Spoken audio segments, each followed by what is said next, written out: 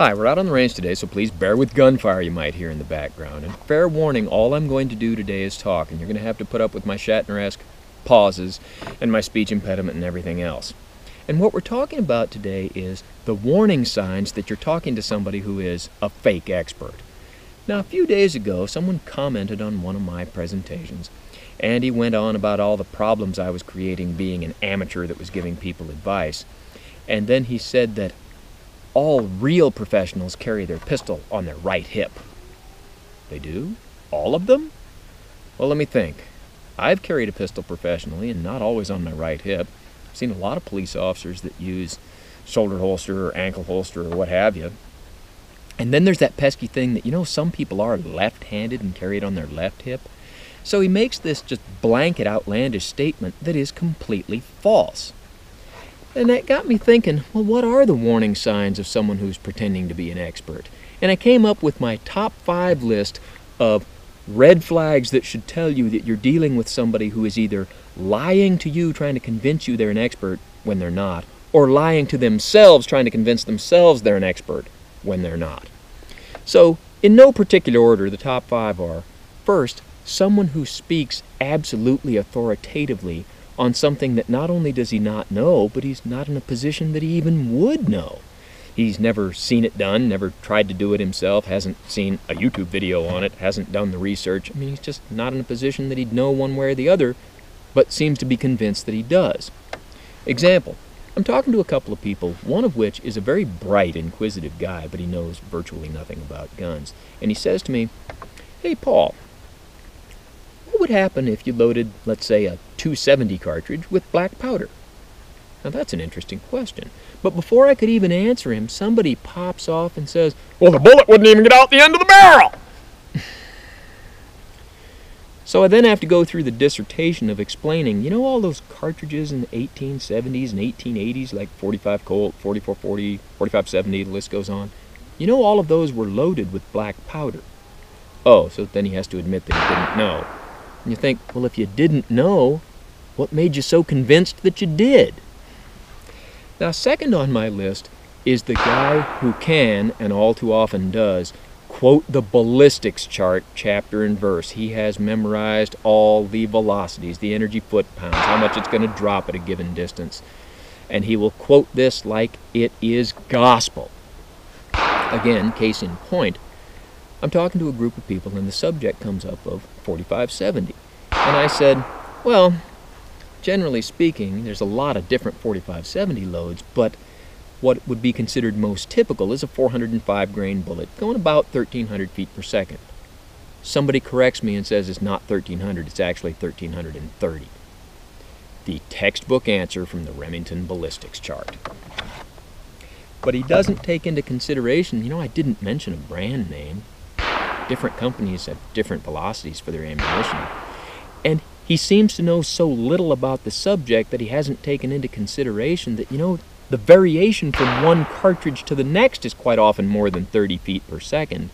And he didn't think about things like all that stuff that can affect your velocity, ambient temperature, barometric pressure, elevation, and a big one, barrel length. With my 4570 carbine, 1,330, I typically, with this Remington ammunition, get velocities of 1,100 and change because it has a short barrel. And not only all of that, he hasn't taken into consideration that the guns that are used to create the numbers in that chart are not necessarily the same guns with the same barrel lengths that everybody has. For example, if you take a caliber like .30-30, the two by far most common guns that shoot that caliber are the Winchester 1894 and the Marlin 336 series. And they come in different barrel lengths, but what is, again, by far the most common is a 20-inch barrel on both of them. If you look at the fine print of the Ballistics Chart, it says that the numbers they got were arrived at by using a gun with a 24-inch barrel. So even if the numbers in the chart are correct, they are not representative of the results that the great majority of us are going to get in the field. And this person is so desperate to be considered an expert and look like he knows what he's talking about, but just by virtue that he says that demonstrates that he doesn't know very much about real shooting at all.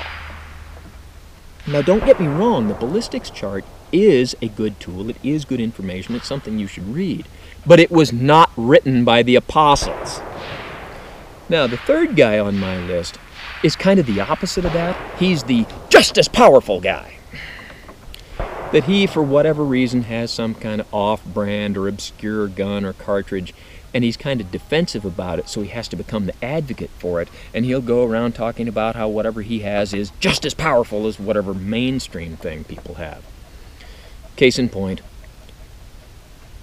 for a while, the foreign military rifle that you can get dirt cheap has been the SKS. Not so much anymore, but it was for a long time. Well, in a generation prior to that, the foreign military rifle that everybody got dirt cheap was British military surplus, those 303 British bolt-action rifles.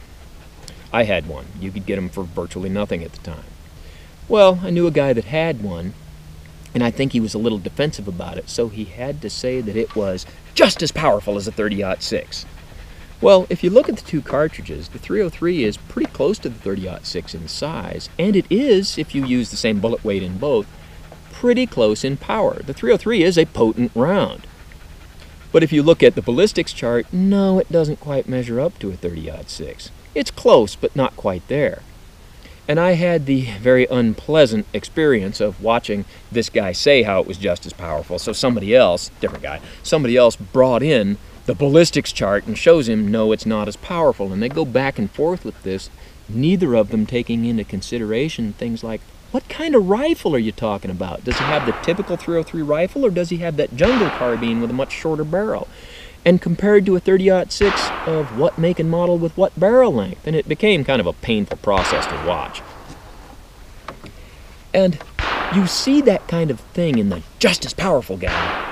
Sometimes when people are in a certain financial position or whatever, they can't run out and buy the latest, greatest thing. And they end up with some fairly cheap guns, and they can get defensive about them. And I would tell you, no, don't do that. If you're in a position where you're relegated to having not the latest, newest, coolest thing, then that's perfectly okay. For example, look at this Beretta model 1951. No, it isn't. It's the Egyptian Helwan knockoff of a Beretta 1951, and I'm sure Helwan is a mispronunciation. I buy it. It comes with 2 magazines. It's a rugged, well-built pistol. It's accurate. It's dependable. If this is the kind of gun you have, then parade the thing. Learn how to shoot it competently, and don't let anybody tell you it's inadequate. Guns like that will get you through about 95% of the time. And so you don't need to become the champion for whatever obscure thing you have. Just be glad that you have it. And I'm going to go off on a tangent here with the just as powerful guy. I've been reluctant to tell this, but this seems like the right format to do it. The story of how a .22 long rifle is just as powerful as a 30-06. If I put together all the nonsense I've heard over the years, I can make a case for this. There was the guy who said that a .22 Magnum is not enough more powerful than a .22 long rifle to matter, that the difference is negligible. But then there's another guy that says that a .22 Magnum is more powerful than a .38 Special. Then there's plenty of people that will tell you in a snub-nosed revolver a .38 Special Plus P is just as powerful as a .357 Magnum. Then there was the salesman I heard trying to tell a customer that at 100 yards a .357 Magnum has more energy than a .30-30. Then of course we know that a .30-30 is more powerful than a 7.62x39, the AK-47 round. Generally speaking, again, depending on barrel length, what type of gun you're using, what kind of ammo you're buying, they'll have very similar velocities, but the .30-30 will usually get that velocity with a 150 grain bullet, while the 7.62x39 is quite often 123, 124 grain. So the .30-30 is marginally more powerful than a 7.62x39. Then there was an expert on television, he was on the news trying to explain this. I know he was an expert because he said he was. That he showed an SKS and he said, this is an SKS rifle that's caliber 7.62x39, which is roughly as powerful as a 30-06. Really? Wow. I guess I've wasted my life. So, put all that together and you've got .22 long rifle is just as powerful as a 30-06. But to get back on task, the next guy on my list is the guy who talks in great detail about all the guns that he doesn't really have. Now, there's two different factions in this. One is the guy who tells you he has a bunch of guns, then when you get to really talking to him, they're not really guns. Now, this is a long time ago. I can't remember the details of it, but basically I'm talking to a guy who says he has about 10 guns. Oh, really? What kind of guns do you have? Well, 3 of them were BB guns. I think 3 of them were paintball guns. Then one of them was some partial gun. It was something like he has a set of barrels for a double-barreled shotgun, but doesn't have the rest of the gun, but he counts that as a gun. And so this conversation starts with he has 10 guns and ends with he's got a .22 rifle and a .22 pistol, and that's it. Then there's the other guy who talks about all the guns he doesn't have because he just doesn't have them. For example, talking to a guy I work with, and he mentions owning quite a few handguns. And he mentions owning a particular one. I don't remember what it was now, but he's talking about this particular model, which was a rare one that I had never seen in person. And I say, hey, can you bring that into the office? I'd love to see it. Well, no, he can't because the gun's at his dad's house. Okay, can you drop by your dad's house and pick it up? Because I'd really like to see it. No, he can't because his dad lives in Minnesota, which was about 2,000 miles away from where we were at the time. Then you get to talking to him, and all these handguns he's talking about, he's not actually in possession of any of them, which makes it highly doubtful that he ever did have any of them. Now, I said that these were not in any particular order, and they're not. So we've got the speaks authoritatively guy, the Ballistics Chart guy, the just as powerful guy, and the talks about guns he doesn't have guy.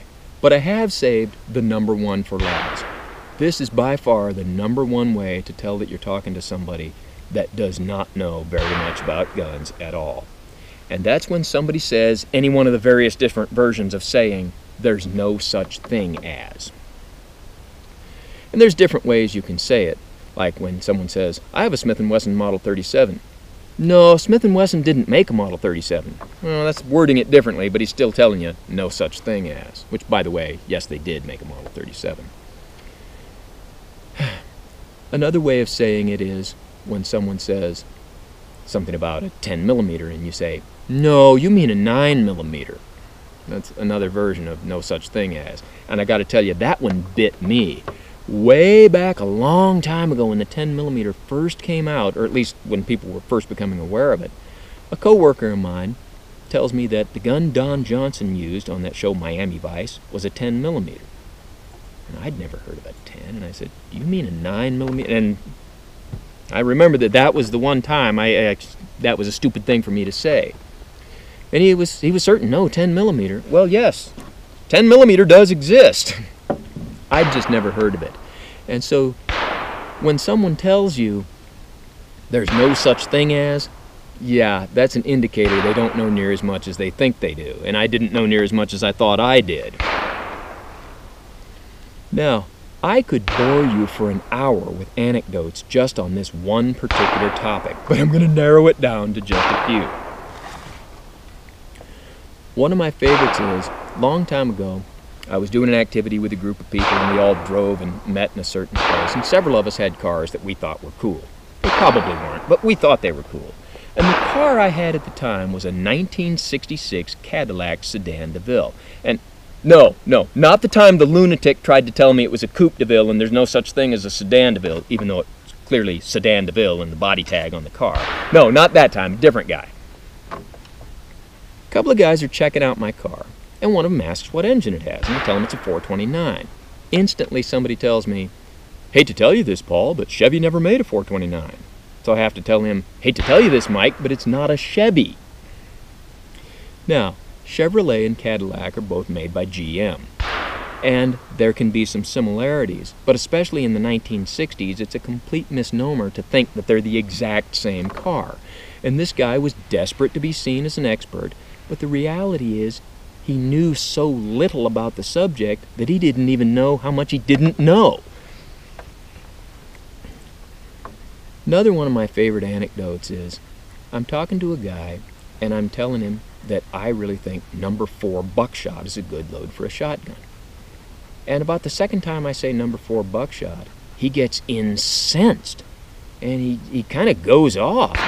You keep talking about number 4 buckshot, there's only 3 sizes of buckshot. Single-aught, double-aught, and triple-aught. Okay, so I go over to the ammo and I pull out a box of shot shells similar to this and I show him number 4 buck.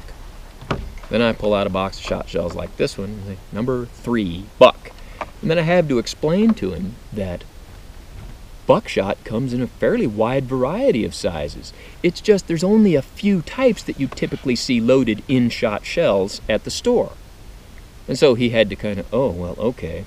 And at the time it didn't occur to me to ask him, so did you think I was lying or did you think I can't read English? Now, one more anecdote, and this is my favorite one. Talking to a guy one day, and the subject comes up about a Winchester Model 1894, which is kind of the ubiquitous lever-action rifle. And I tell him that I have a Marlin Model 1894. And he said, no, Model 94 is a Winchester. No, this is a Marlin. And he repeats himself, no, Model 94 is a Winchester. Okay, well, let's take a look at this rifle right here. The Marlin Firearms Company, North Haven, Connecticut. Model 1894S. So, there you go, Jason. And that would be by far the #1 red flag that you're talking to somebody who's trying to convince you they're an expert and they just aren't, is when they use some version of there's no such thing as. So there's my top 5. If you have a different top 5, I'd love to hear about it. And thanks for watching.